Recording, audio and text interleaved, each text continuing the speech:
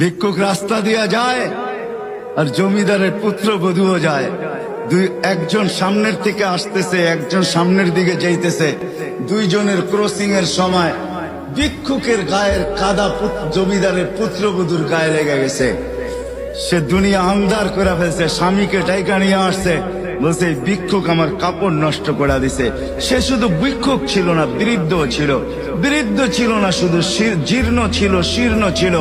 শরীরে কাপড় ছিল না, ফাটা চিরা কাপড় ছিল। পায়ে জুতা ছিল না, পেটে ভাত ছিল না। জমিদারের পুত্র সইতে পারে নাই, যৌবনী শক্তি সয়তো সয় কি কইরা তার স্ত্রীর গায়ে ভিক্ষুকের কাদা। বস সমগ্র শক্তিকে হাতে জমা করা, একত্র করা বৃদ্ধের গালে বসায়। বৃদ্ধ কিচ্ছু বলে নাই, শুধু উপরের দিকে তাকায় দুই তিনটা শব্দ উচ্চারণ করছেন। শব্দগুলা হলো ইয়া মাল্লাহ তারা হলো ওয়ুন, ও আল্লাহ চোখে দেখা যায় না। ও তারা কুল্লা শাই, তুই সব দেখিস। ফারা তারা মা বি, তুই কি দেখিস না আমার সাথে কি ঘটতেছে? এটা কি দেখিস না? বলতে দেরি যুবক, মরতে দেরি হয় নাই। জমিদার চলে আসছে, প্রতিশোধ নিবে। বৃদ্ধের একদিকে মুস্কি হাসি, একদিকে বলতেছে প্রেমের খেলা এমনই হয়।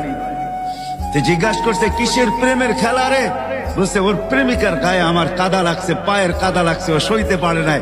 যৌবনী শক্তি দিয়ে আমার বৃদ্ধ গালে বসায় দিছে। আমাকেও একজন ভালোবাসে, সেও সইতে পারে না,